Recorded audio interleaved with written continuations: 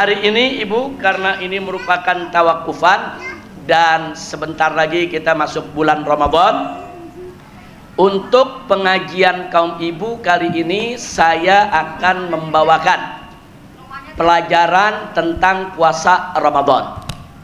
Tapi saya berusaha bagaimana supaya zuhur selesai.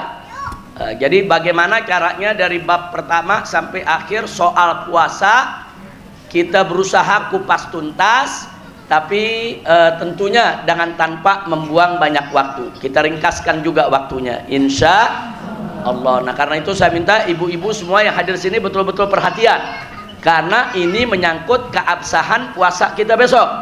Jadi ibu-ibu yang hadir sini semua mesti punya ilmu. Apa rukun puasa, apa syarat puasa, apa yang membatalkan puasa. Nah, ini semua, dan begitu juga apa adab puasa, insya Allah akan kita pelajari saat ini. Kita mulai pelajarannya, ibu-ibu. Bismillahirrahmanirrahim. Mari kita lihat.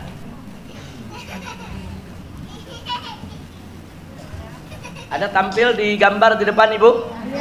Ada. Coba tim ini kamera bisa diambil gambarnya? Bisa. Di ujung sana TV keluarga Bu? Ada Bu ya? Ya, bagus. Terima kasih tim media kita. Baik, sekarang mari kita lihat. Bismillahirrahmanirrahim. Pelajaran kita hari ini tentang syariat puasa, yaitu berdasarkan dalil Al-Quran, As-Sunnah, Al-Ijma' dan Al-Qiyas, mengikuti madhab Imam Syafi'i radhiyallahu anhu. Baik, sekarang kita mulai dari takrif puasa. Takrif itu artinya Bu, definisi, makna, arti. Apa sih arti puasa sebetulnya? Lughatan wastilahan, baik secara lughah itu maksudnya secara bahasa, secara etimologi. Nah, sedangkan secara istilah itu maksudnya secara terminologi. Nah, perhatikan di sini, kita lihat di papan sana atau di layar. Yang dimaksud dengan puasa secara bahasa adalah al-imsak anis syai', kalaman kana au ta'aman. Jadi yang dimaksud dengan puasa itu adalah menahan diri dari sesuatu. Kalau kita menahan diri dari sesuatu, itu namanya puasa. Baik menahan diri dari ucapan, menahan diri dari perbuatan, atau menahan diri dari makan dan minum, itu secara bahasa namanya puasa. Ada disebut puasa bicara, ada yang disebut puasa politik. Puasa politik artinya dia nggak bicara politik dulu. Ada lagi juga yang bicara puasa makan atau puasa minum. Tapi secara istilah, secara terminologi, puasa itu adalah al-imsak anil muftirat min tulu'il fajri ila ghurubis syamsi ma'an niyah. Nah, ini menarik. Jadi puasa itu adalah menahan diri, al-imsak anil muftirat, dari segala sesuatu yang membatalkan puasa. Nah, apa saja membatalkan puasa? Nanti sebentar lagi akan kita uraikan. Jadi dia menahan diri dari apa saja yang membatalkan puasanya. Dari waktunya dari kapan? Min tulu'il fajri, dari terbitnya fajar. Terbit fajar itu bukan terbit matahari Bu ya. Bu, Ibu, jangan salah tafsir. Terbit fajar bukan terbit matahari. Terbit fajar itu masuk waktu subuh. Nah, masuk waktu subuh itu disebut terbit fajar. Kalau terbit matahari lain lagi. Puasa mulai dari terbit fajar, bukan dari terbit matahari. Nah, kemudian sampai kapan? Ila ghurubis syamsi, sampai tenggelamnya matahari. Maksud tenggelam matahari masuk waktu maghrib. Nah, jangan lupa ma'an niyah, harus dengan niat. Kalau nggak ada niat nggak sah. Jadi puasa harus dengan niat. Jadi kalau orang menahan diri dari segala sesuatu yang membatalkan puasa, mulai dari terbitnya fajar sampai tenggelam matahari dengan niat, itulah yang dimaksud dengan puasa. Alhamdulillah. Baik. Sekarang sejenak kita lihat sejarah puasa. Sejarah puasa, bahwa puasa ini ibadatun qadimah, syariatun qadimah. Puasa ini adalah suatu ibadat yang sudah ada sebelum zaman Nabi Muhammad Sallallahu Alaihi Wasallam. Jadi umat terdahulu juga ada kewajiban puasa, walaupun ada perbedaan waktunya, ada perbedaan jumlah harinya, tapi substansi makna puasa itu sudah ada dari syariat umat sebelum Nabi Muhammad Sallallahu Alaihi Wasallam. Nah, sementara di zaman Nabi Alaihi Salatu Wasallam, puasa Ramadan itu baru diwajibkan di bulan Sya'ban tahun kedua Hijriah. Jadi pada saat di kota suci Mekah, puasa belum wajib, Bu. Puasa Ramadan belum wajib. Waktu Nabi hijrah 1 tahun pertama masuk Ramadan belum wajib untuk melaksanakan puasa Ramadan. Nah, masuk tahun kedua Hijriah di bulan Sya'ban turun perintah Allah Subhanahu wa taala tentang kewajiban puasa. Nah, kira-kira sampai di sini jelas tidak? Nah, disitulah di tahun kedua Hijriah baru diwajibkan puasa atas umat Nabi Muhammad Sallallahu Alaihi Wasallam. Tapi perlu kita catat, pertama kali puasa itu diwajibkan, itu wajibnya masih wajib mukhayyar. Nah, artinya wajib mukhayyar, mau puasa boleh, enggak puasa enggak apa-apa, tapi bayar fidyah. Jadi orang yang sehat juga enggak apa-apa enggak puasa, asal bayar fidyah. Nah, itu diuraikan oleh Allah Subhanahu wa taala dalam surat Al-Baqarah ayat 183 sampai 184. Jadi pada saat kita dengar ya ayyuhalladzina amanu kutiba alaikumusiyam kama kutiba alal ladzina min qablikum la'allakum tattaqun. Pada saat ayat itu turun, ya puasa Ramadan memang sudah diwajibkan. Tapi di ayat berikutnya dijelaskan. Nah, dijelaskan bahwa orang-orang yang mampu tapi nggak mau puasa, nggak apa-apa, tapi wajib bayar fidyah. Nah, jelas gak, Bu? Kenapa nggak langsung diwajibkan saja, nggak pakai bayar fidyah? Nah, supaya umat Islam nggak kaget, nih puasa 1 bulan penuh. Jadi ternyata puasa itu diwajibkannya secara bertahap. Nah, begitu turun ayat 185, saudara, di mana Allah menyatakan faman syahida minkumus syahra falyasumhu, barang siapa yang menyaksikan masuknya bulan Ramadan maka wajib dia puasa bulan Ramadan tersebut. Baru umat Islam wajib puasa Ramadan. Yang kuat wajib, nggak boleh bayar fidyah. Nah, kira-kira jelas tidak? Nah, itu sekedar sejarah supaya kita tahu. Tapi untuk umat Nabi sekarang tentu puasa Ramadan itu sudah diwajibkan 1 bulan penuh. Mudah-mudahan kita termasuk minas shaimin was shaimat. Amin ya rabbal alamin. Nah, itu dalil Quran. Nah, sementara di dalil sunnah kita tahu pada saat Nabi ditanya oleh malaikat Jibril, akhbirni anil Islam. Jibril mengatakan alaihissalam kepada Nabi kita Muhammad sallallahu alaihi wasallam, akhbirni anil Islam, kabarkan kepadaku tentang apa itu Islam. Nah, Nabi menjawab alaihi salatu wasallam, Islam itu adalah antashhada alla ilaha illallah wa anna muhammadar rasulullah wa tuqimas shalah wa tasuma ramadan. Nah, jangan lupa tuh.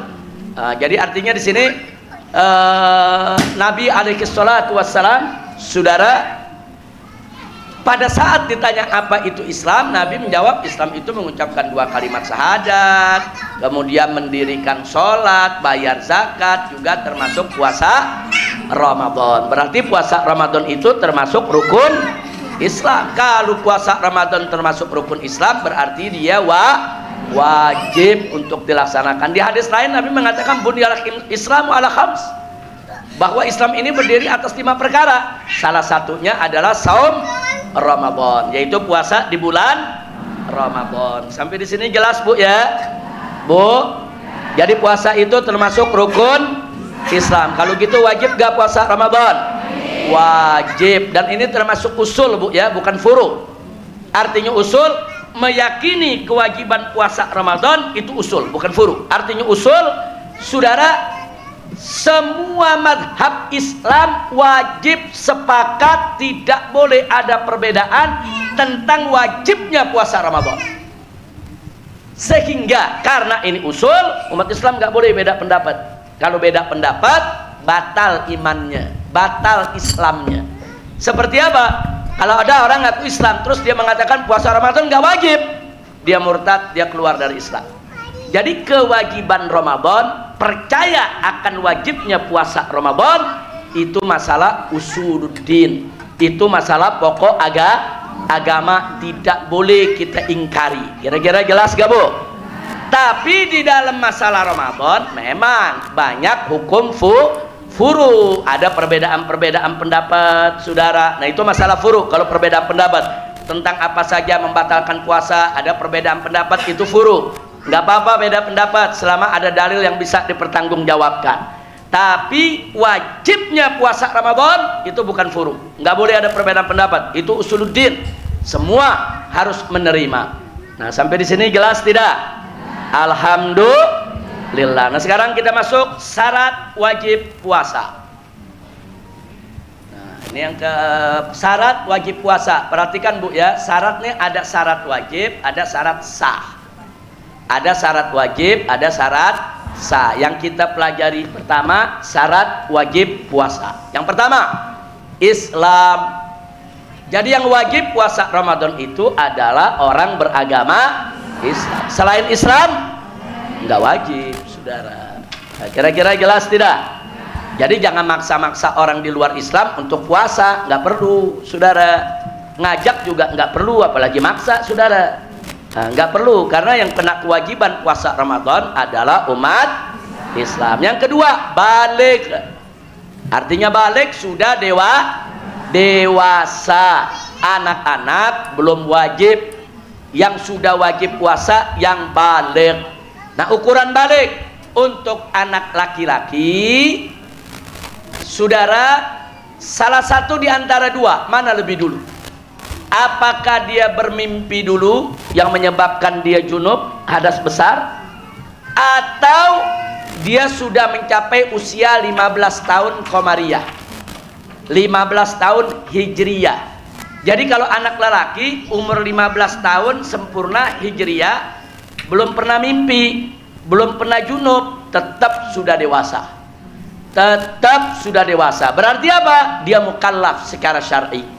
Dia wajib melaksanakan segala perintah Allah. Bu, kira-kira jelas gak, Bu?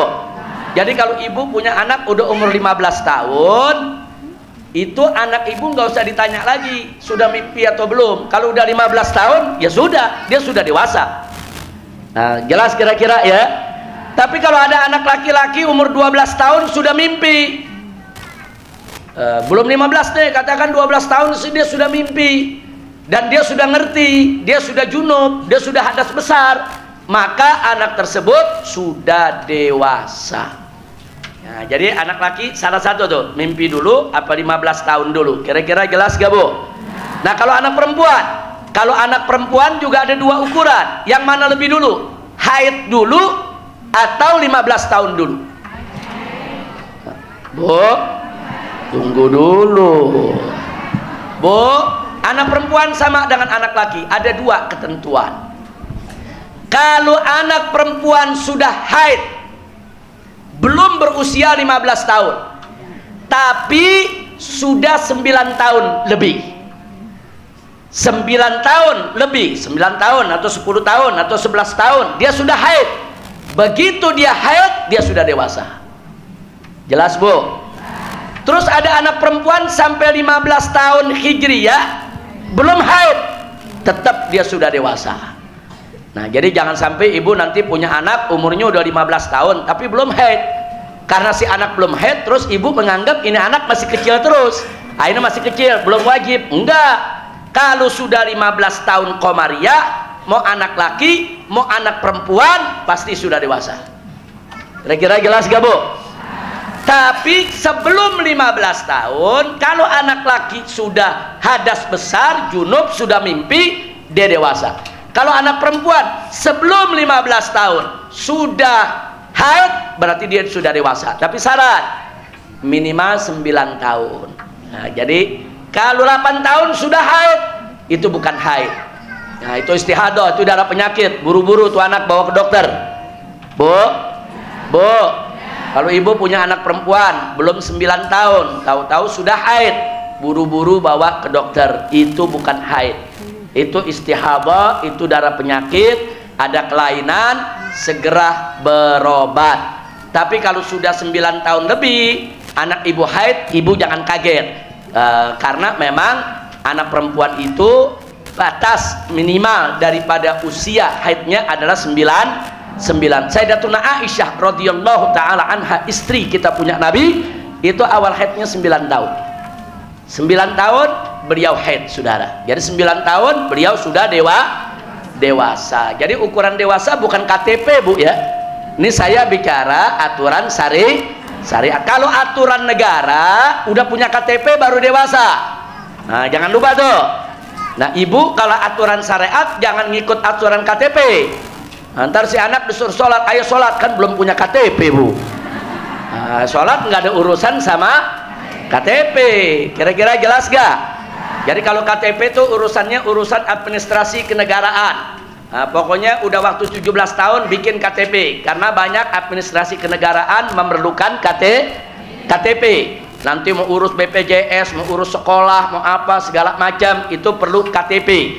Tapi urusan sholat jangan hanya KTP. Nah, pokoknya usia anak ibu sudah 15 tahun sempurna, tahun Hijriyah Qamariyah, maka anak ibu sudah dewasa. Maksudnya sudah dewasa, udah wajib sholat 5 waktu, udah wajib puasa Ramadan, nah, udah wajib tuh semua. Udah nggak boleh berbuat maksiat. Kalau dia maksiat dia dosa. Kalau belum dewasa dia nggak dosa. Kalau belum dewasa dia nggak sholat, dia nggak dosa. Tapi kalau sudah balik dia nggak sholat, dosa. Kira-kira jelas gak, Bu? Baik, lanjut sekarang yang ketiga. Syarat wajib puasa yang ketiga, akil. Apa arti akil? Berakal. Jadi orang gila enggak wajib puasa. Kira-kira sampai di sini jelas? Saya ulangi sekali lagi. Syarat puasa yang pertama apa? Orang bukan Islam wajib gak puasa? Syarat yang kedua puasa apa? Anak kecil wajib gak puasa? Syarat yang ketiga apa?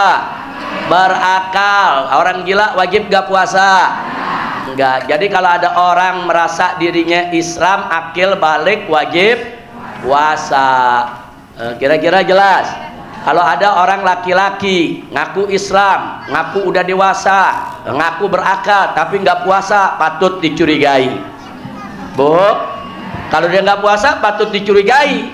Mungkin dia bukan Islam, tapi dia ngaku saya Islam. Mungkin dia belum balik. Oh, saya udah jenggotan. Oh, mungkin gila jadi. Ya, jadi kalau ada laki-laki dewasa nggak puasa, jangan-jangan kita bilang bukan Islam, dong aku enggak, saya Islam, di KTP saya Islam. Oh Islam, kalau gitu belum balik. Kalau udah jenggotan masa belum balik? Oh kalau gitu jangan-jangan gila. Nah kalau dia bilang enggak, saya enggak gila, ya orang gila emang enggak ngaku gila. Betul? Mudah-mudahan kita semua di sini nggak ada yang begitu. Amin. Amin ya rabbal alamin. Nah sekarang syarat yang keempat, perhatikan Ibu. Tidak ada uzur larangan puasa. Jadi kalau seseorang tidak ada uzur larangan puasa, maka dia wajib puasa. Apa uzurnya? Maksudnya uzur larangan puasa, kalau ada uzur ini memang dia nggak boleh puasa, saudara. Atau dia nggak wajib puasa. Siapa itu pertama? Perempuan yang sedang haid. Perempuan yang sedang haid haram berpuasa. Nah, perhatikan Bu, haramnya. Jangan bilang begini, bagaimana Ustadz, perempuan yang sedang haid boleh gak puasa? Terus dijawab, ya sebaiknya tidak puasa. Salah itu jawaban. Bukan sebaiknya tidak puasa, emang haram puasa. Perempuan yang sedang haid haram berpuasa. Yang kedua, nifas. Perempuan habis melahirkan kan ada masa nifas itu Bu ya. Nah selama nifas itu juga tidak wajib puasa. Kemudian yang ketiga, pingsan sepanjang hari. Nah, jadi dari sebelum subuh dia pingsan, bangun habis maghrib, nggak ada tuh puasa. Kalau pingsannya sebentar, dari siang hari dia pingsan sebentar, jatuh, kemudian sadar lagi, itu masih nggak mengapa. Tapi kalau sepanjang hari pingsan, tidak wajib puasa. Begitu juga mabuk sepanjang hari atau gila sepanjang hari, saudara, tidak wajib puasa. Kira-kira jelas tidak? Jelas tidak? Baik, sekarang yang kelima, tidak ada uzur boleh berbuka. Jadi kalau dia punya uzur ini, dia nggak wajib puasa. Tapi kalau tidak ada uzur ini, wajib dia puasa. Siapa? Yang pertama, sakit. Nah, sakit, orang sakit nggak wajib puasa. Kemudian yang kedua, safar mubah. Nah, safar mubah minimal 83 km. Artinya safar mubah, dia musafir Bu, jaraknya minimal 83 km, dan safar itu tujuannya bukan maksiat. Nah, jelas gak Bu? Nah, jadi kalau tujuannya maksiat, tetap dia wajib puasa. Ada orang Islam dari Jakarta berangkat ke Surabaya, oh jauh tuh 1000 km, dia boleh tidak puasa. Tapi tunggu dulu, tanya, ke Surabaya mau ngapain? Ke Surabaya, saudara, mau maksiat, mau mabok-mabokan, maka wajib dia puasa. Tidak ada rukhsah bagi orang yang maksiat. Kira-kira jelas gak? Jadi yang dapat rukhsah orang musafir boleh nggak puasa, itu yang musafirnya tujuannya baik. Kalau dia ke Surabaya mau berjudi, dia ke Surabaya mau nenggak minuman keras, dia ke Surabaya tujuannya maksiat, maka dia tetap wajib puasa. Nggak boleh dia batalkan puasanya. Kira-kira jelas tidak? Itu yang disebut safar mubah, safar yang halal. Jelas Bu ya? Yang ketiga, tua renta. Laki-laki maupun perempuan kalau sudah lanjut usia, udah tua renta, udah nggak mampu untuk puasa, tidak wajib puasa. Jadi ibu kalau punya orang tua atau punya nenek, mungkin umurnya udah 90 atau 100 atau lebih dari 100, Bu ya, udah nggak mampu dia puasa, udah nggak bisa, jangan dipaksa, jangan diajak puasa, jangan. Biar aja dia nggak puasa.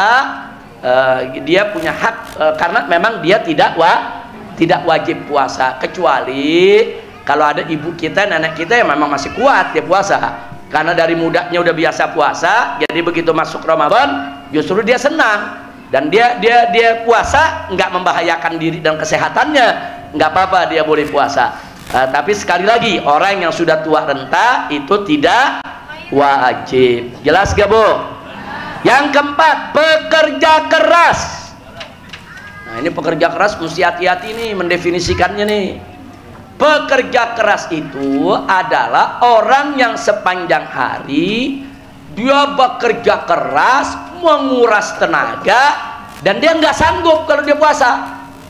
Dia nggak bisa kerja kalau dia puasa. Dia akan kehausan, dia akan kelaparan. Seperti apa? Contoh, seperti kuli panggul di pelabuhan. Nah, dia nurunin apa namanya, nurunin beras atau nurunin karung itu Bu, sekali angkut 50 kilo dia bawa, kemudian dia lempar ke atas truk, balik lagi, keringat bercucuran, haus luar biasa, dan dia nggak bisa, dia harus kerja, kalau nggak diberhentikan, kalau nggak dia nggak dapat gaji, kalau nggak nanti keluarganya nggak makan. Ini namanya pekerja keras. Atau kuli-kuli bangunan yang memang kerjanya keras betul, berat betul, panas, nah, dia udah nggak mampu, mereka tidak wajib puasa. Bu, tapi jangan ntar ibu bilang kerja di dapur pekerja keras nih. Bu, ibu ditanya, ibu kenapa nggak puasa? Saya kerja keras. Ngapain Bu? Motong bawang, motong cabai. Bu, masih bisa gak kalau motong bawang cabai puasa Bu? Bisa Bu ya? Nggak kerja keras kan Bu? Enggak. Jadi kalau pekerja keras, bisa dibayangkan Bu, pekerja keras Bu ya, betul-betul keras, dia tidak wajib puasa. Baik. Nah, ini syarat wajib. Nah, cuman nanti ada babnya. Kalau mereka nggak wajib puasa, mereka wajib nggak bayar fidyah atau wajib nggak mereka qadha? Nanti ada pembahasannya. Insya Allah. Sampai di sini dulu. Jelas tidak nih? Paham? Syarat wajib puasa ada 5. Yang pertama Islam, yang kedua, yang ketiga, yang keempat tidak ada uzur larangan, yang kelima tidak ada uzur boleh berbuka. Jadi kalau ini syarat terpenuhi, wajib orang tersebut untuk puasa. Nah, sekarang syarat sah, Bu, ya. Tadi syarat wajib. Nah, jadi orang sakit itu tidak wajib puasa, tapi kalau orang sakit mau puasa boleh gak? Boleh, kalau tidak membahayakan dirinya. Nah, tapi sah gak puasanya? Puasanya sah, cuma dia tidak wajib. Baik, kayak musafir. Musafir kalau mau puasa boleh gak, Bu? Boleh, cuman dia tidak wajib. Kalau dia mau puasa, saya kuat nih, saya puasa, boleh. Nah, terus kalau pertanyaannya, mana lebih afdol, musafir itu puasa atau tidak puasa? Tergantung. Kalau perjalanannya jauh, melelahkan, nguras tenaga, maka tidak puasa lebih afdol daripada puasa. Bu, dia tidak puasa lebih afdol daripada dia puasa. Kenapa? Karena rukhsah itu kan keringanan, kan diberikan oleh Allah. Allah suka kalau keringanannya itu dipakai. Jadi innallaha yuhibbu an tu'ta rukhasuhu kama yuhibbu an tu'ta azaimuhu. Jadi Allah itu suka sekali keringanan yang Allah berikan itu dipakai, digunakan. Sebagaimana Allah juga suka kalau kita itu ibadah seperti biasa, normal, saudara. Tapi kalau Allah sudah berikan rukhsah, pakai rukhsahnya, jangan nggak dipakai. Nah, maka itu orang yang musafir, jaraknya jauh, melelahkan, kuras tenaga, apalagi yang musafir usianya udah tua atau setengah tua, melelahkan dia, sebaiknya nggak usah puasa. Nah, ini biasanya terjadi nih kalau lagi akhir pulang kampung nih. Kalau mau pulang kampung tuh naik kereta, ada yang naik dari jendela, Bu. Ayo, betul, Bu? Ada anaknya dioper ke istrinya lewat jendela, ayo ngaku, ada gak? Nah, saya tanya, itu perjalanan begitu melelahkan gak? Melelahkan, ngantrinya, dompet-dompetannya, saudara. Wah, capeknya bukan main. Kalau sudah begitu nggak usah puasa, Bu. Nggak apa-apa, minum aja, makan aja. Nggak usah puasa. Tapi kalau perjalanannya, Bu, nggak terlalu jauh, yang musafir masih muda, mobilnya pakai AC, capek gak? Capek gak? Kalau yang begitu puasa lebih baik bagi dia. Kira-kira jelas gak, Bu? Jadi lihat, kalau perjalanannya melelahkan, kuras tenaga, umurnya udah cukup, saudara, maka tidak puasa lebih baik daripada puasa. Tapi kalau umurnya masih muda, masih gagah, kuat, perjalanannya nggak terlalu jauh, pakai kendaraannya enak, ada AC, nggak melelahkan, maka sebaiknya tetap puasa. Kira-kira jelas gak? Ibu, jelas semua? Baik, sekarang syarat sah puasa. Nah, syarat sah puasa ada 4. Pertama, Islam. Artinya kalau ada orang kafir, dia pengen puasa, itu urusan dia, hak dia, silakan aja. Tapi hukumnya dalam Islam tetap tidak sah. Nggak sah puasa orang kafir. Nah, jadi ini namanya syarat sah. Yang kedua, tamyiz. Apa itu tamyiz, Bu? Tamyiz ini, Ibu, ada 3 makna. Perhatikan, Bu, ya. Tamyiz yang pertama, kalau anak kecil sudah paham omongan orang dewasa dan bisa ngejawab. Nah, itu yang pertama tuh. Jadi anak kecil ditanya, "Enak, siapa nama kamu?" Dia jawab. "Kamu tinggal di mana?" Dia jawab. "Kamu suka apa?" Dia jawab. Jadi kalau dia sudah bisa berbicara, nah ini yang pertama, maka anak tersebut sudah tamyiz. Dia belum balik, tapi sudah tamyiz. Itu pengertian yang pertama. Yang kedua, Yang kedua, kalau anak tadi sudah bisa membedakan antara korma sama bara api, bainat tamroh wal jamroh. Jadi kalau kita taruh nih korma, kita taruh bara api, kira-kira tuh anak pilih yang mana? Bara api kan nyala tuh, biasanya anak kecil tuh kalau ngeliat cahaya begitu kan demen tuh. Nah kalau dia pilih bara, berarti dia belum tamyiz. Kalau dia udah bisa bedain, oh ini bahaya nih, kalau yang ini manis nih, yang ini bahaya nih, dia nggak mau pegang yang bahaya, itu namanya anak sudah tamyiz. Kira-kira jelas gak Bu? Yang ketiga, tamyiz yang ketiga adalah kalau anak tersebut sudah bisa makan sendiri, minum sendiri, mandi sendiri, cebok sendiri, pakai baju sendiri. Nah kalau dia udah bisa, berarti dia sudah tamyiz. Jadi di antara ulama ada 3 pendapat tuh. Ada ulama yang mengatakan tamyiz itu kalau sudah bisa memahami ucapan orang dan bisa menjawab. Ada lagi ulama yang bilang enggak, tamyiz itu kalau sudah bisa bedakan mana yang bahaya, mana yang enggak, mana yang baik, mana yang buruk. Tapi ada juga ulama mengatakan enggak, tamyiz itu kalau dia udah bisa mandi sendiri, cebok sendiri, kemudian dia bisa makan sendiri, minum sendiri, itu baru tamyiz. Nah jadi sekali lagi, dan ada juga ulama yang ngambil 3-3-nya. Jadi mana lebih dulu yang dia dapat, ya dia sudah tamyiz. Walaupun banyak ulama mengatakan yang paling kuat yang ketiga, kalau dia sudah bisa ngurus diri sendiri, itu namanya tamyiz. Biasanya anak-anak tamyiz itu sekitar umur 7 tahun Bu, antara 6-7 tahun biasanya mereka sudah tamyiz. Cuman ukuran tamyiz banyak ulama dia nggak ambil dari umur, tapi diambil dari 3 tadi tuh. Apakah dia bisa menjawab dan memahami omongan orang, apakah dia bisa membedakan mana yang bahaya dan tidak bahaya, atau apakah dia udah bisa ngurus sendiri atau belum. Nah kalau salah satu dia udah bisa lakukan, insya Allah dia sudah tamyiz. Nah artinya anak yang sudah tamyiz puasanya sah, walaupun dia belum wajib. Dia belum wajib tapi sah puasanya. Sholatnya juga sah Bu. Kalau dia sholat maghrib, zuhur, asar udah tamyiz, sah. Bahkan anak yang tamyiz udah boleh jadi imam. Kalau dia bacaannya bagus, dia tahu rukun sholat, dia tahu adab sholat, dia tahu aturan sholat, dan hafalan Qurannya bagus, dia boleh jadi imam sholat. Itu kalau dia sudah tamyiz. Kira-kira jelas gak Bu? Bu, jelas Bu? Yang dimaksud tamyiz jelas? Baik, yang berikutnya akal. Tadi orang gila nggak wajib untuk puasa. Kenapa? Karena memang puasa orang gila tidak sah. Loh kenapa tidak sah? Karena puasa perlu niat. Niat orang gila itu juga tidak sah. Niat dari orang kafir tidak sah. Niat dari orang gila juga tidak sah. Baik, yang keempat, tidak ada uzur larangan puasa.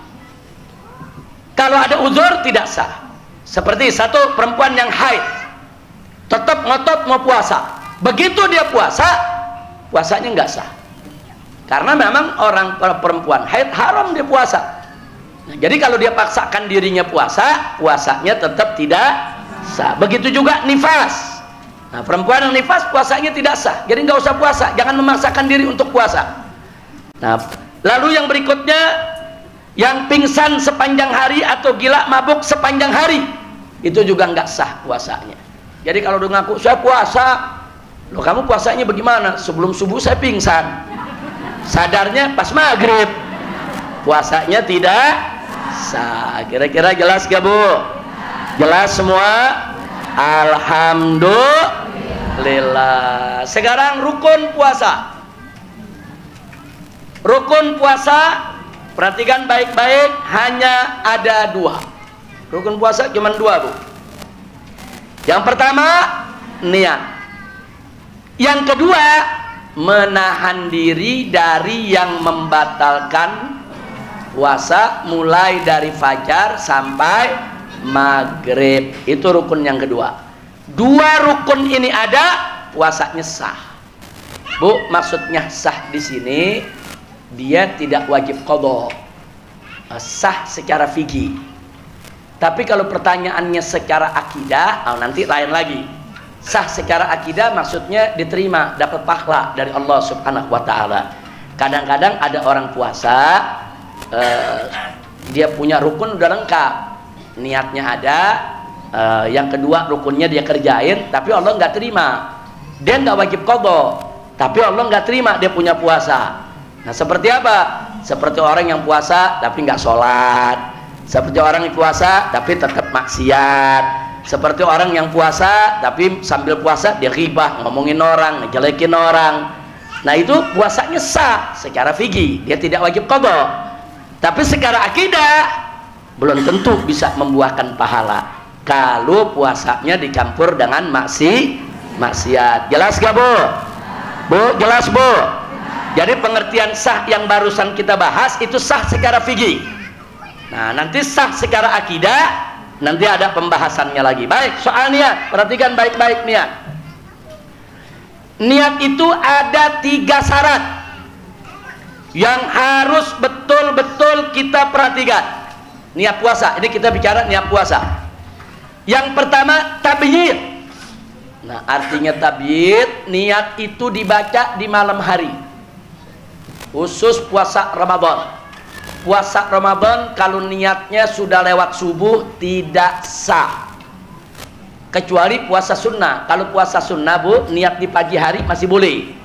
Ibu bangun nih jam 7 pagi, kayaknya enak puasa nih hari semalam nggak ada niat puasa, dari subuh ibu nggak makan nggak minum, tahu-tahu jam 8 pagi kayaknya nih kebenaran hari Senin mau puasa aja nih hari, boleh kalau puasa sunnah. Kalau puasa Ramadan nggak boleh.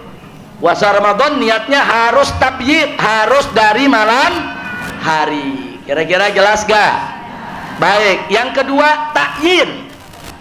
Nah, artinya takyin harus disebutkan bahwa kita memang puasa Ramadan. Nawaitu shauma Ramadan.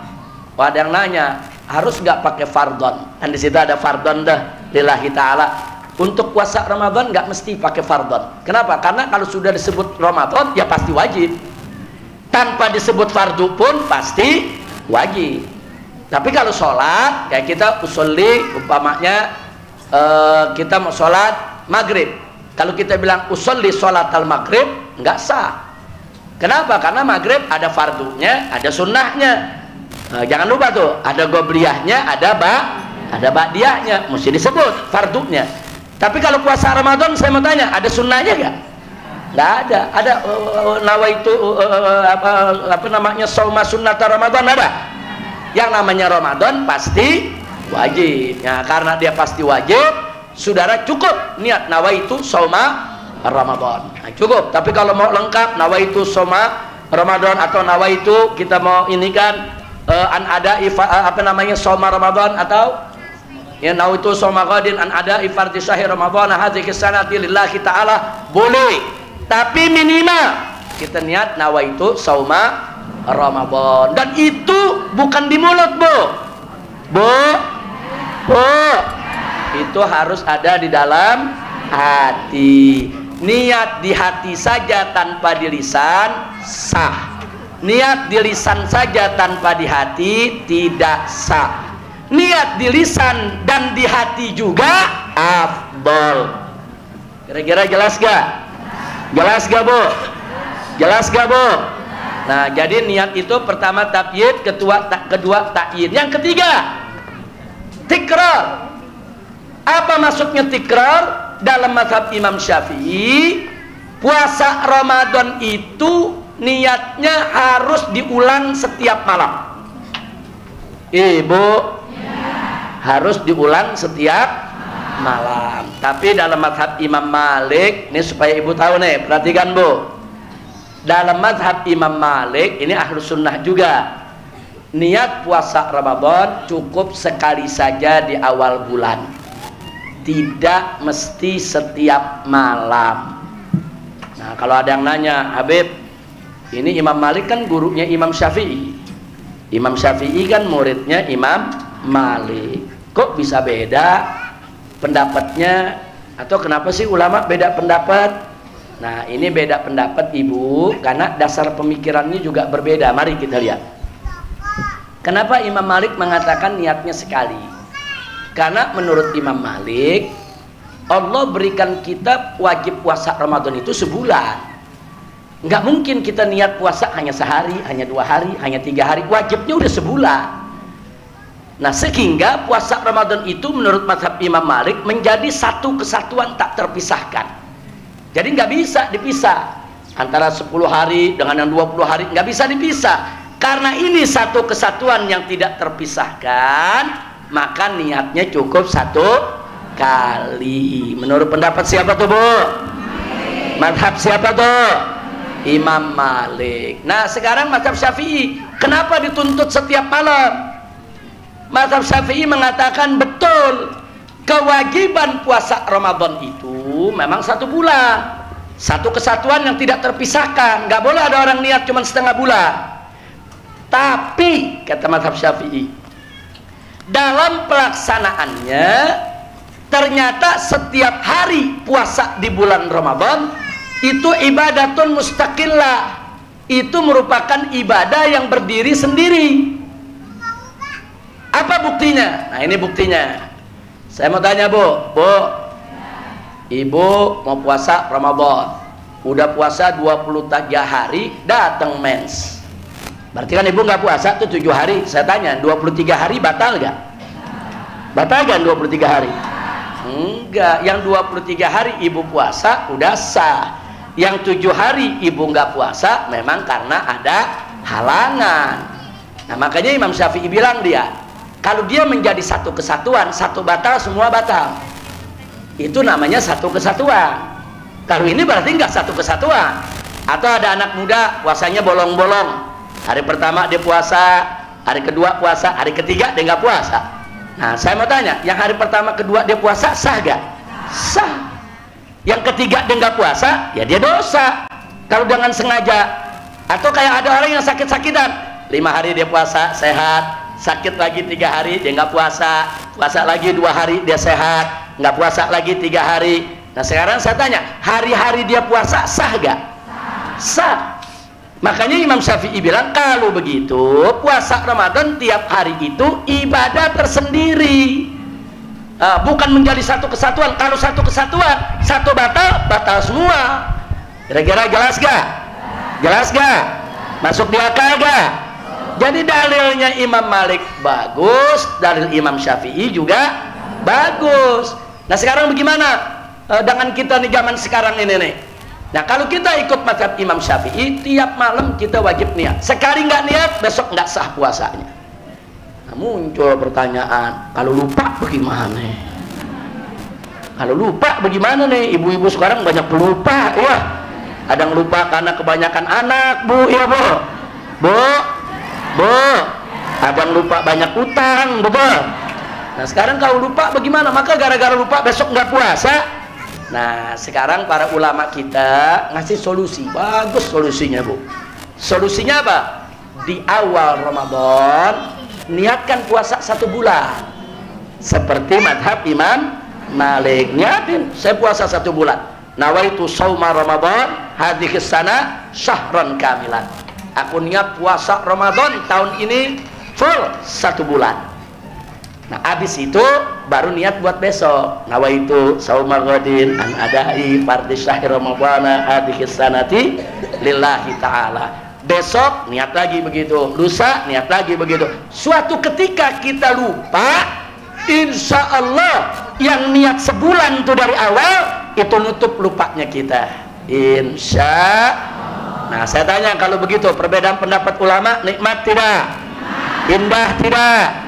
Nah, ini salah satu rahmat perbedaan pendapat ulama di situ. Justru karena ada perbedaan pendapat, kita jadi nggak was-was kalau di tengah sekali waktu kita lupa. Tapi jangan sengaja, Bu, ya, Bu. Jangan sengaja di tengah bulan udah nggak usah niat lagi, udah ini bulan pertama, itu sengaja tuh. Kalau sengaja nggak sah. Tapi kalau lupa, insya Allah niat di awal pertama menjadi penutup. Sampai di sini jelas tidak? Jadi besok di awal Ramadan kita niatin buat sebulan dulu, paham tidak? Nah, niatin. Kalau nggak bisa bahasa Arabnya, bahasa Indonesia nggak apa-apa. Ya Allah, aku niat sajaku berniat puasa bulan Ramadan sebulan penuh karena Allah. Nah, niatin aja, fardu karena Allah. Udah niatin. Jadi kita niatkan saja, paham, Bu, ya? Baik. Nah, sekarang kalau kita sudah niatkan begitu, jangan lupa setelah itu ibu niat buat esok harinya. Setuju? Jelas? Jadi yang mazhab Imam Malik cuman awal bulan, cuman sekali. Nggak usah dibaca tiap malam, nggak usah. Nah, yang tiap malam baca yang biasa digunakan dalam mazhab Imam Syafi'i. Paham, Bu? Baik, itu niat. Sekarang yang kedua. Yang kedua, menahan diri dari yang membatalkan mulai fajar sampai dengan maghrib. Jadi kita menahan diri dari apa saja yang membatalkan puasa. Pertanyaannya, apa saja yang membatalkan puasa? Satu, lihat di layar, makan dan minum. Yang kedua, masuknya benda terlihat mata ke rongga tubuh melalui lubang normal. Nanti nih kita bahas nih. Jadi kalau ada suatu benda masuk ke rongga tubuh kita, apakah masuk lewat apakah masuk lewat kemaluan belakang atau lewat kemaluan depan, ada benda yang dimasukkan. Apakah itu obat yang dimasukkan? Kan ada penyakit-penyakit kalau orang kejang tuh dimasukkan dari dubur itu obatnya. Nah, itu semua membatalkan puasa. Atau ngorek kuping, sampai ke dalam ngorek, itu rongga, itu namanya rongga. Ada sesuatu yang dimasukkan ke rongga. Nanti kita bahas. Itu membatalkan puasa. Kemudian yang ketiga, nomor 2 nanti kita bahas. Langsung yang nomor 3 dulu. Muntah dengan sengaja. Bu, kalau muntah tidak sengaja nggak batal puasa. Nah, terusin aja, yang penting begitu habis muntah ke kumur, buang apa yang ada di mulut sebisa yang kita bisa, lanjutkan puasa. Tapi kalau muntah dengan sengaja dimasukkan jarinya biar enak, biar mual, karena perutnya mual, muntah dengan sengaja, puasa batal. Jelas, Bu? Nah, begitu juga yang keempat, lagi puasa tahu-tahu haid, lagi puasa tahu-tahu melahirkan atau nifas. Nah, maka itu juga membatalkan puasa. Kemudian yang kelima, gila dan murtad. Lagi puasa tiba-tiba gila, saudara. Nah, gila itu juga membatalkan puasa. Murtad, di tengah puasa dia murtad, dia keluar dari Islam, walaupun setelah itu dia balik lagi ke Islam. Begitu murtad, batal puasanya. Jelas, Bu? Nah, yang ke-6 yaitu jima dan istimna, melakukan hubungan intim. Jadi mau suami istri, apalagi yang berzina, yang suami istri saja melakukan hubungan intim membatalkan puasa. Atau melakukan istimna. Istimna tuh ada istilah onani, masturbasi, mengeluarkan mani, tapi tidak melakukan hubungan intim. Nah, ini juga membatalkan puasa kalau dilakukan dengan sengaja. Jadi kalau ada orang mimpi, begitu mimpi, dalam mimpinya dia mengeluarkan mani, junub, saudara, dalam mimpi kemudian menyebabkan dia keluar mani, begitu dia bangun dia lihat dia junub, hadas, puasanya tidak batal. Kenapa? Karena tidak sengaja. Kalau sengaja baru batal. Kira-kira jelas gak, Bu? Jelas gak, Bu? Nah, sekarang mari kita lihat yang membatalkan puasa, yang nomor 2. Nah, yang nomor 2 mari kita urai. Masuknya benda terlihat mata. Bu, perhatikan, benda terlihat mata. Benda terlihat mata. Dengan sengaja, masuknya benda terlihat mata dengan sengaja ke dalam rongga tubuh, ke dalam rongga tubuh melalui lubang normal. Nah, di sini lubang normal kita berikan tanda. Mari kita lihat yang sebelah kiri. Benda terlihat mata. 1, seperti benda padat. Betul, Bu? Benda padat kelihatan nggak? Kelihatan. Bubuk kelihatan. Jeli, cair, asap kelihatan. Aroma enggak? Saya tanya, kelihatan enggak? Aroma enggak kelihatan. Nah, jadi aroma dia enggak masuk nih. Yang terlihat mata itu kita lihat tuh. Gas kelihatan. Gas kalau dalam tabung cair kelihatan. Tapi kalau dia udah nguap nggak kelihatan. Bu, jelas. Nah sekarang lubang normal. Lubang normal dalam badan kita ada berapa, Bu? 1, telinga. Telinga ada berapa lubang? 2. Kemudian yang kedua, hidung. Hidung ada berapa lubang?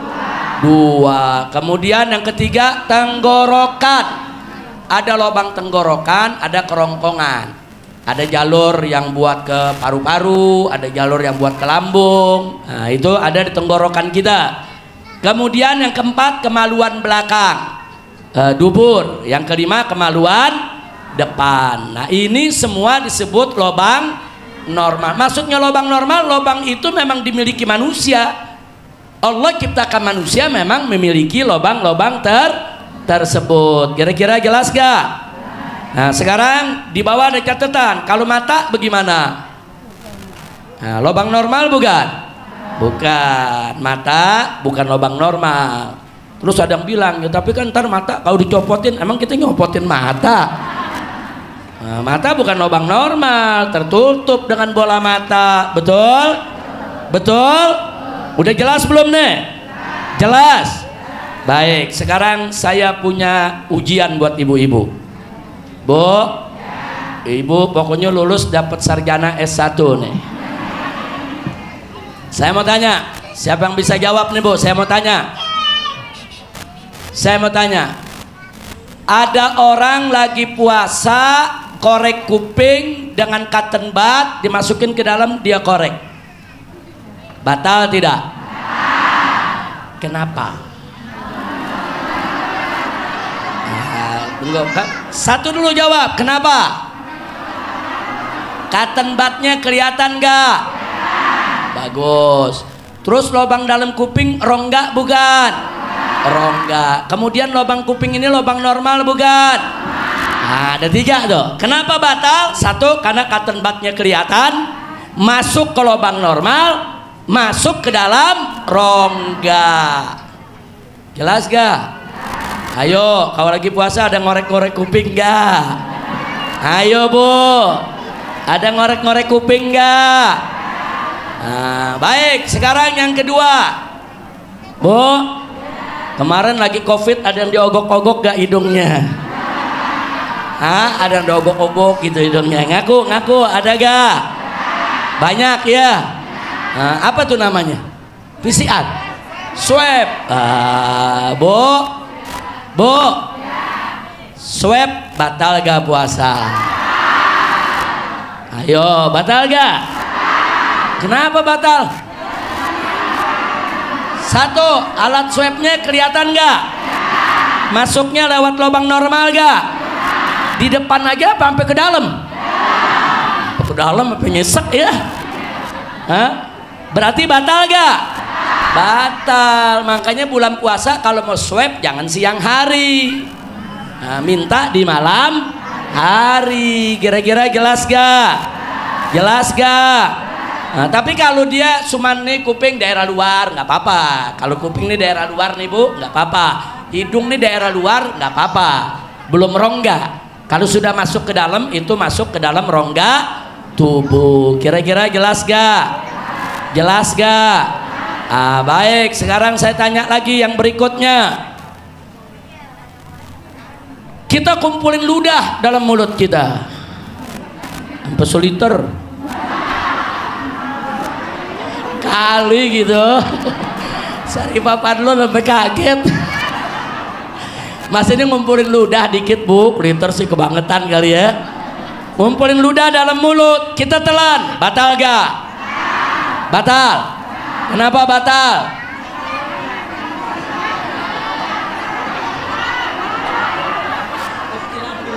Nah, ini terdapat perbedaan pendapat di antara ibu-ibu. Baik, saya kasih rumusnya Bu. Bu, selama air ludah tersebut belum keluar dari batas mulut, sebanyak apapun ibu nelen air ludah tidak batal. Karena benda tersebut bukan dari luar datangnya, tapi datangnya dari dalam. Kira-kira jelas gak Bu?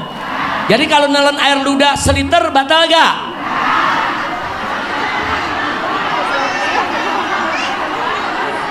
Bu? Nah, syaratnya apa tadi? Sebelum keluar dari batas. Nah sekarang kalau keluar, contoh nih Bu, Bu, maaf nih Bu ya, kumpulin ludah, keluar kemari. Begitu kemari diginiin nih, dia sedot lagi, dia telan, batal gak? Batal. Kenapa batal? Karena ada air ludah yang di luar dimasukkan ke dalam. Kira-kira jelas gak? Air ludah kelihatan gak? Masuknya lewat lubang normal gak? Masuk rongga gak? Masuk. Begitu gitu telan, batal. Kira-kira jelas? Baik.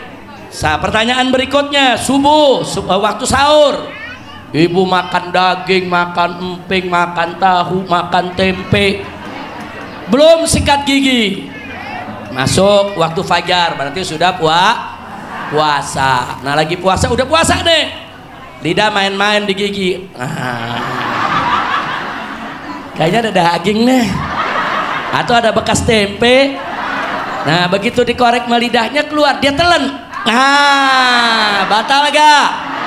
Batal gak? Kenapa batal? Karena bekas tempe, bekas daging itu kelihatan gak? Kelihatan mata. Masuknya lewat lubang normal gak? Terus nyelonong gak ke rongga? Sengaja gak? Batal. Bu, itu bukan hanya lagi bulan Ramadan. Ibu sholat nelen begitu batal Bu. Nggak boleh, karena sholat itu juga mesti puasa. Nggak boleh minum dalam sholat, nggak boleh makan dalam sholat. Makanya orang sholat diajarkan untuk apa? Bersiwak. Kenapa bersiwak? Supaya nggak ada sisa makanan. Lagi sholat nih Bu, batal sholatnya Bu. Berarti dia makan dalam sholat. Sholat boleh makan nggak? Sholat boleh minum nggak? Nggak boleh. Ayo, ada yang begitu gak lagi sholat? Jangan diulangin. Ya Habib kayak tiap hari begitu. Ya kalau kemarin nggak tahu nggak apa-apa, namanya juga nggak tahu ya. Sekarang udah tahu, jangan diulangin. Kira-kira jelas tidak? Paham? Paham? Baik, sekarang berikutnya, bagaimana kalau ibu-ibu mencicipi makanan? Masak sore cicipin makanan. Sebab kalau keasinan suami banting piring. Bu, saya tanya, batal gak puasa? Ada ibu yang jawab, kedikit Ustadz. Bu, dalam puasa biar dikit korupsi nggak boleh. Bu, kalau dia merasakan, dia masih dicobain nih, di ujung lidah, dia buang, makruh, puasanya tidak batal.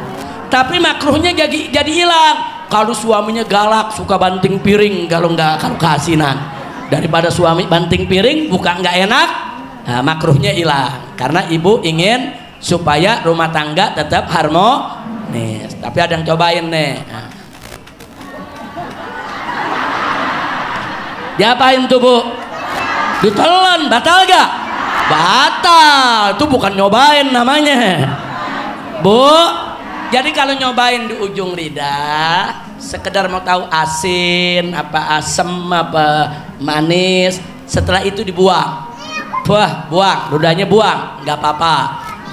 Tidak batal. Tapi kalau ditelan, batal. Walau sedikit batal ditelan. Kira-kira jelas gak? Ibu jelas? Baik, punya pertanyaan lagi. Berikutnya ada minyak wangi. Kita cium wanginya, enak wanginya. Atau kita pakai apa yang obat itu tuh, inhaler apa? Inhaler ya, fix vaporub ya, fix inhaler yang buat hidung tuh Bu. Batal gak? Kita lagi mampet nih Bu hidung Bu, itu kan kalau pakai inhaler kan lega kan? Batal gak? Ayo, saya mau tanya, yang disedot itu apanya? Aroma kelihatan gak? Enggak kelihatan mata. Berarti kalau enggak kelihatan mata boleh gak? Berarti batal gak? Enggak, tapi makruh. Kalau tanpa keperluan makruh. Jadi nyium-nyium wangian juga makruh. Tapi batal gak? Enggak batal. Kira-kira jelas Bu? Jelas semua? Baik. Lagi puasa bakar bukhur nih, gahru. Nah kadang-kadang umat banyak lupa nih. Begitu asapnya banyak, tuh ustadz yang hadir dijejelin atu-atu. Itu dia punya asap tuh diinihin ke muka. Ini kalau lagi nggak puasa nggak apa-apa Bu. Ini asapnya kelihatan nggak? Kalau asapnya sampai masuk ke hidung batal nggak? Batal. Kalau begitu saya mau tanya, ngerokok batal apa enggak? Kan asap.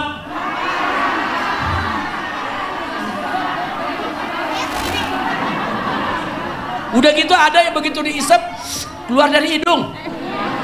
Ada gak yang begitu? Ayo, batal gak?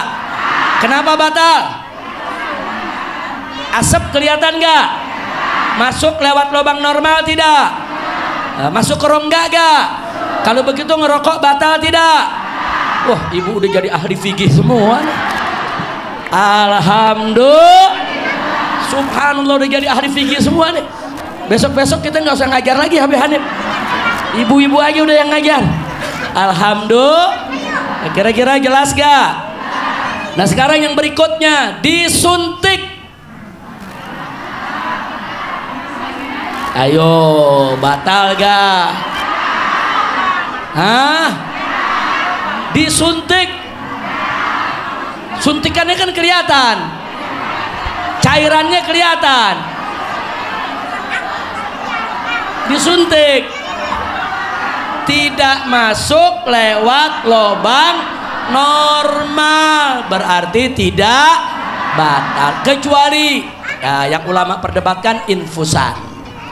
Kalau infusan itu memang sengaja dia membuat lubang dimasukkan ke jalan darah. Nah kalau itu diperdebatkan, ada yang bilang batal, ada yang bilang nggak batal. Tapi al-khuruj minal khilaf, keluar dari perbedaan, jangan kita kerjakan kalau tidak terpaksa. Beda Bu ya, suntik infus beda Bu ya Bu. Jadi kalau gitu divaksin batal gak? Vaksin diapain tuh vaksin? Disuntik, batal gak? Enggak. Kalau di swab batal. Baik, bulan puasa saya mau tanya, ibu sakit telinga pakai obat tetes, batal gak? Kan berobat Bu.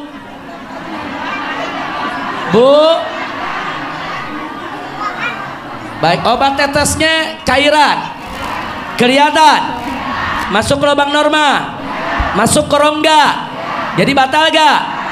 Batal. Jelas Bu ya? Walaupun itu namanya berobat, tetap batal. Baik, ibu sakit pilek pakai obat tetes di hidung,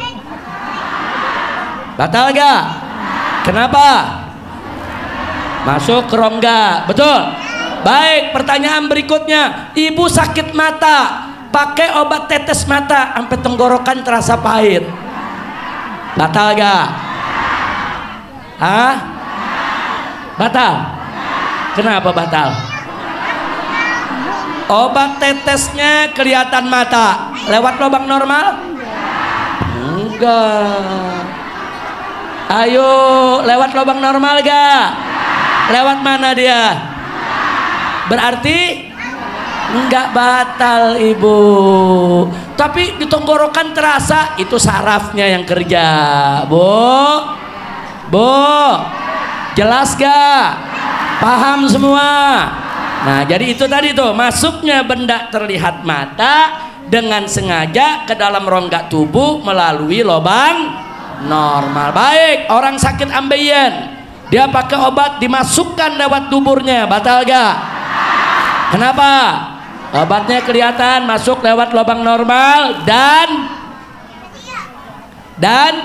masuk ke dalam rongga tubuh. Baik, maaf saya mau tanya, kalau ibu-ibu yang lagi puasa kemudian pasang spiral, batal gak puasa? Kenapa batal? Ada benda yang terlihat mata dimasukkan ke dalam rongga tubuh lewat lubang normal. Kira-kira jelas gak? Tapi kalau ibu udah pasang spiral dari sekarang, kemudian besok puasanya sah gak? Sah. Ini saya lagi bicara orang lagi puasa dipasangin spiral. Jelas gak Bu? Ibu semua jelas? Hanif punya pertanyaan buat ibu-ibu? Ayo Habib Alwi punya pertanyaan sama Habib Muhammad Habsyi.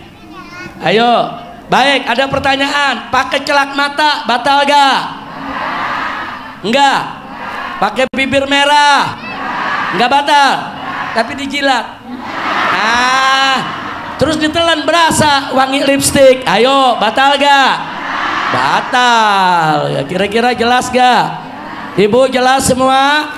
Baik, sekarang ibu lagi jalan di jalanan, ada bis lewat, knalpotnya hitam, keluar ke muka kita semua. Udah muka jidat hitam, wah masuk lagi buka hidung kita. Batal gak? Batal gak?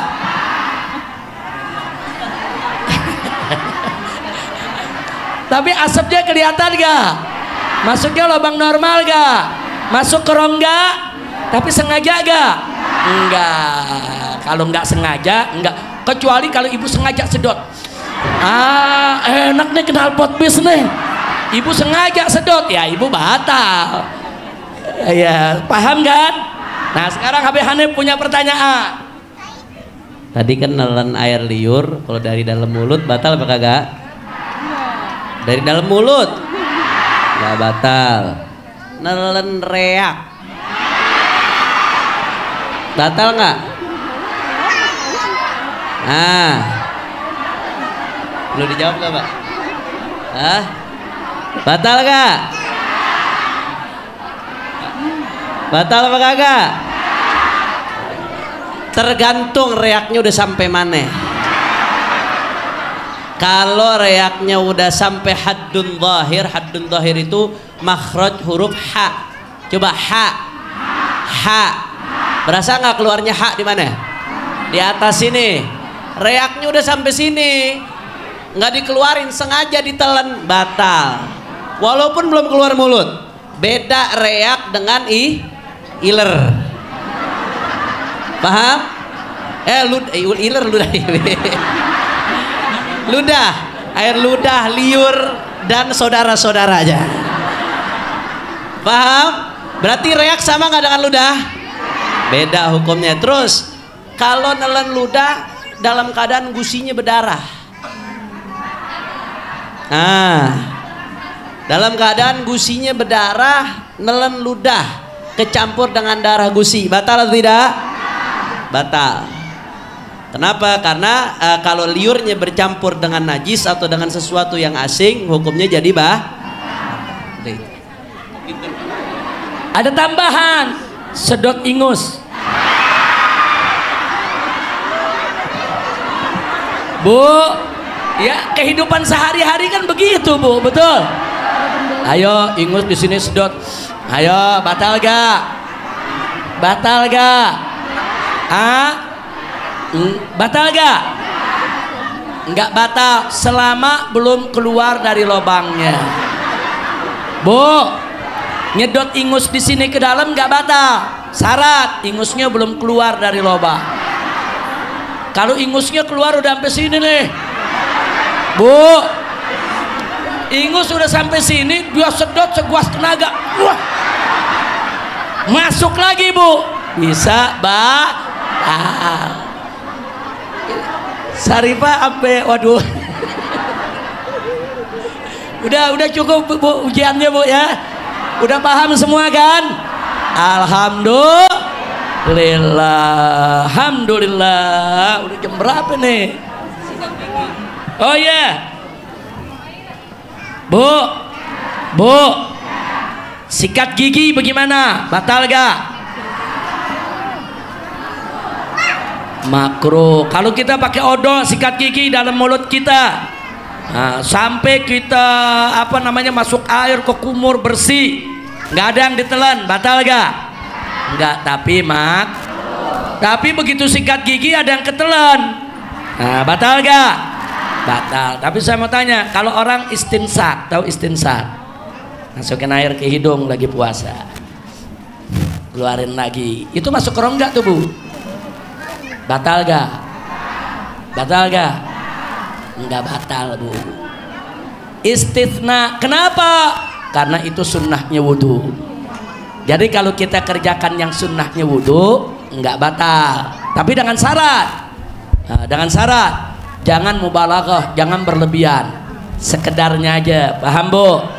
Itu kalau yang namanya istinsak itu mau pagi mau siang sama hukumnya, nggak apa-apa, itu sunnah. Yang penting jangan berlebihan. Nah sekarang kalau kita ke kumur, Bu ya, di bulan Ramadan. Nah kalau selama kita tidak mubalaghah, tidak berlebihan, nggak sengaja ada yang ketelan, nggak batal, karena kita lagi melaksanakan sunnah. Kira-kira jelas gak? Jelas gak? Tapi kalau berlebihan tetap batal. Nah lalu kalau bersiwak itu kalau di bulan Ramadan kita lagi puasa sampai sebelum zuhur Bu ya, itu masih sunnah. Tapi setelah zuhur makruh. Kira-kira jelas gak? Nah sekarang kita bersiwak nih di pagi hari, nggak sengaja ada yang ketelan, batal gak? Batal gak? Kenapa nggak batal? Karena kita menjalankan sunnah dan tidak sengaja. Tapi kalau setelah zuhur kita bersiwak, nggak sengaja ketelan, batal. Kenapa batal? Itu namanya bukan nggak sengaja, itu namanya teledor. Loh kok teledor? Udah makruh dia kerjain. Nah, kira-kira jelas gak? Kan udah tahu makruh, kenapa dia kerjain? Kalau udah makruh dia kerjain, kemudian nggak sengaja masuk, itu namanya sembrono, itu namanya teledor. Hukumnya batal. Kira-kira jelas gak Bu? Alhamdulillah.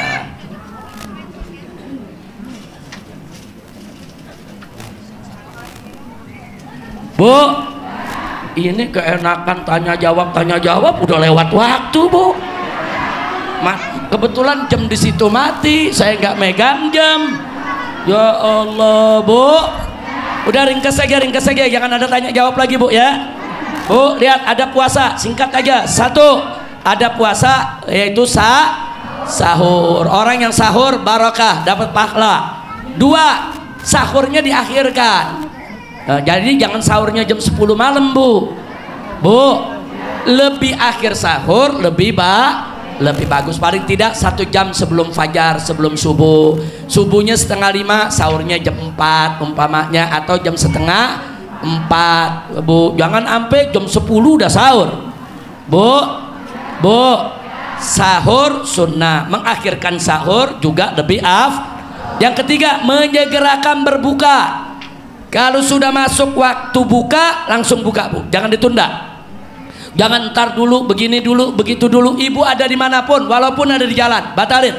Ada walaupun sekedar air, sekedar korma, batalkan dulu itu puasa. Itu ajaran Nabi kita Muhammad Sallallahu Alaihi Wasallam. Yang keempat, menjauhkan maksiat. Lagi puasa jangan maksiat. Yang kelima, mandi junub sebelum fajar. Jadi kalau ada yang malam hari junub atau suami istri melakukan hubungan intim, usahakan mandinya sebelum fajar. Itu sunnah, ada. Tapi bagaimana kalau mandinya sesudah subuh? Setelah azan subuh baru dia mandi, puasanya sah. Karena apa? Karena dia junubnya kan sebelum masuk puasa. Begitu masuk puasa dia junub, sah dia punya puasa. Tapi afdolnya segera mandi sebelum fajar. Yang 6, tidak kerja keras, jangan kuras tenaga. Jadi di bulan puasa itu jangan. Banyak orang-orang lelaki ini bulan puasa pagi justru pada main bola, pada lari ke sana kemari. Jangan, makruh. Jadi jangan kita kuras tenaga, karena puasa itu bukan untuk berlemah-lemahan, bukan untuk nguras-nguras tenaga, bukan untuk berlemes-lemesan, tidak. Nah, supaya kita kuat puasa, bagus puasa kita, fokus puasa kita, jangan buang tenaga kalau tidak perlu. 7, tidak mencicipi makanan. Nah, Bu. Nah, tapi kalau mencicipi hukumnya kalau nggak ditelan puasanya tidak tapi sunnahnya jangan mencicipi. Jadi kalau ibu udah jago masaknya, udah pinter naruh garam sama gula sama lainnya, nggak usah dicicipi lagi, Bu, insya. Yang ke-8, berdoa saat berbuka puasa. Buka puasa, Bu, jangan kayak orang balas dendam, nungguin azan tuh makanan di depan ada paha 2 paha ayam. Nah, kemudian ada segala macam, Bu, ya. Begitu beduk kedengeran azan, nggak pakai baca doa, langsung dia minum. Jangan, baca doanya, ada adabnya, jangan ditinggal. Baik, yang ke-9, menjamu buka puasa. Bu, menjamu buka puasa itu sunnah yang luar biasa. Makanya di Mekah, di Madinah, kalau yang namanya bulan puasa menjelang maghrib, penduduk asli Mekah, penduduk asli Madinah rame-rame berlomba-lomba bawa makanan, bawa minuman, bawa roti, bawa korma ke dalam masjid. Mereka bawa supra, mereka gelar supra. Setiap orang asing lewat dia paksa diseret-seret supaya duduk di supra dia.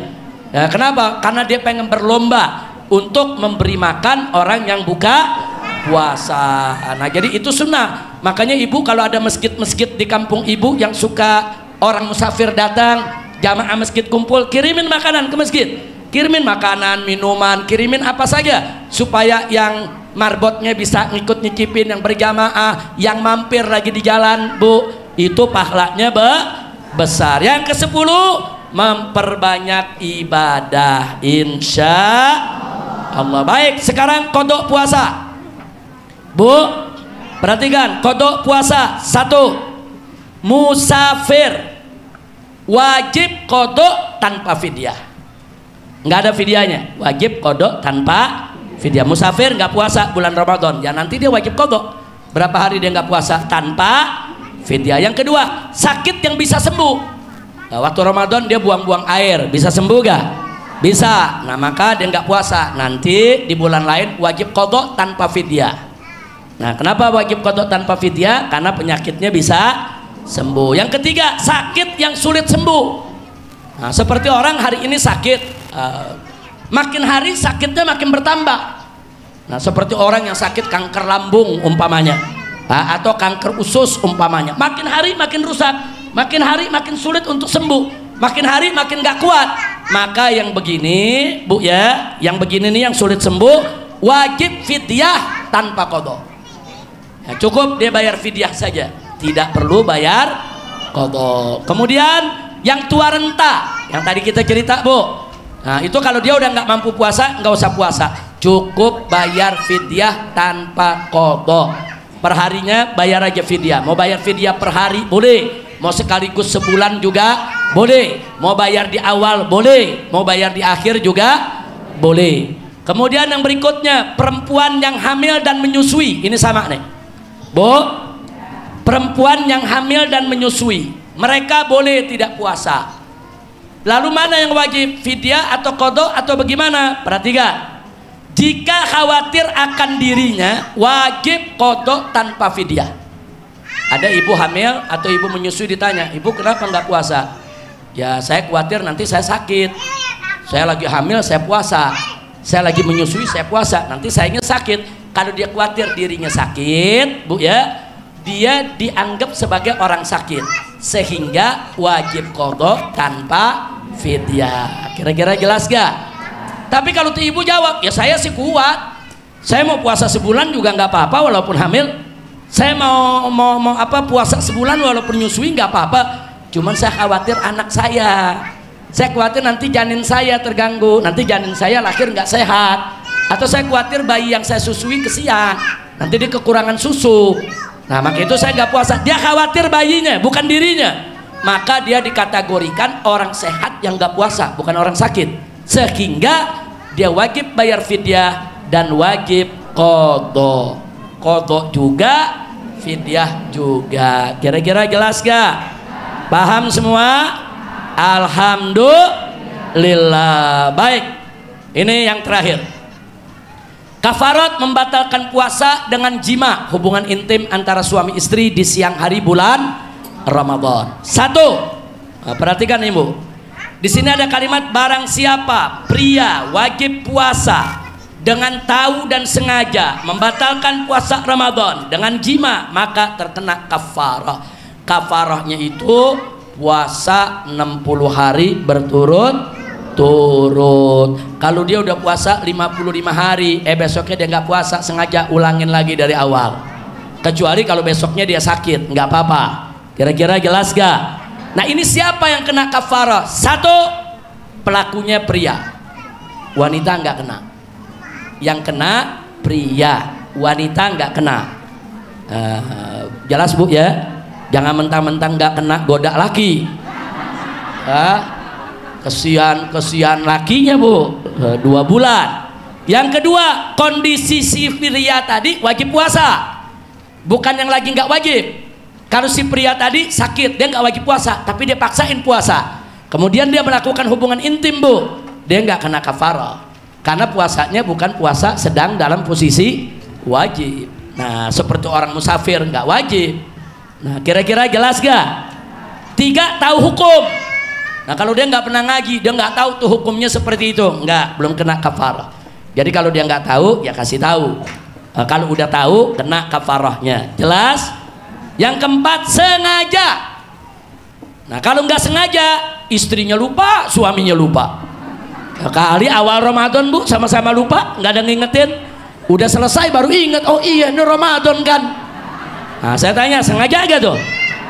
Nggak sengaja. Yang nggak sengaja nggak kena kafar. Yang sengaja kena. 5, pembatalan puasanya dengan jima. Jadi memang dia lagi puasa, kemudian dia lakukan hubungan intim, jadi puasanya batal karena hubungan intim, itu yang terkena kafarah. Tapi kalau dia dari tadi dia sudah buka puasa, dia udah makan, dia udah minum, dia sengaja nggak puasa, tahu-tahu dia melakukan hubungan intim, nggak kena kafarah. Kenapa? Karena dia tidak membatalkan puasa dengan jima, tapi dia membatalkan puasa dengan makan dan minum. Tapi membatalkan puasa dengan hubungan intim, itu yang kena kafarah. Yang kena puasanya di bulan Ramadan. Jadi kalau dia lakukan itu lagi qadha di bulan lain, qadha Ramadan, dia lakukan hubungan intim, nggak kena kafarah. Kafarah ini berlaku di bulan Ramadan. Kira-kira jelas bu? Nah, itulah pelajaran kita untuk hari ini, mudah-mudahan manfaat. Yang terakhir, kalau ada yang punya utang puasa Ramadan yang lalu, dia belum masih ada utang puasa, tolong segera bayarkan puasanya. Ada yang bilang ini udah masuk nisfu Sya'ban, masih boleh gak untuk bayar qadha? Boleh, sampai sebelum masuk Ramadan. Ibu kalau punya utang puasa, buru-buru beresin sebelum masuk Ramadan. Kalau terlanjur masuk Ramadan belum bayar juga, maka di bulan berikutnya nanti ibu terkena qadha dan terkena fidyah. Kalau tahun kemarin nggak puasa karena haid umpamanya, sampai ketemu Ramadan belum bayar, maka di bulan berikutnya nanti dia bayar qadha juga, fidyah juga. Terus ketemu Ramadannya berikut lagi nggak bayar lagi sampai 2 Ramadan, maka qadhanya tetap 1, fidyahnya jadi 2. 3 tahun dia nggak bayar, fidyahnya kali 3. 10 tahun dia malas bayar, fidyahnya kali 10. Jelas gak bu? Bu, jelas bu? Jadi yang dikali lipat apanya? Qadhanya tetap gak? Tetap. Jelas bu ya? Nah, itu yang bisa kita sampaikan, mudah-mudahan manfaat untuk kita semua. Silakan Habib Hanif dan Habib Muhammad baca ya Rabbana Tarafna. Maaf bu, karena waktunya memang sengaja kita kejar dalam penutupan ini supaya ibu-ibu punya bekal menghadapi bulan Ramadan. Nah, saya mau tanya, kira-kira pelajaran hari ini jelas tidak? Nanti Ramadan bisa diamalkan tidak? Insya Allah. Nanti kalau ibu-ibu punya pertanyaan di bulan Ramadan, tanya aja kepada anak-anak saya salah satu siapa saja, kirim WA ke mereka, nanti kita akan jawab insya Allah. Itu saja, terima kasih. Wassalamualaikum warahmatullahi wabarakatuh.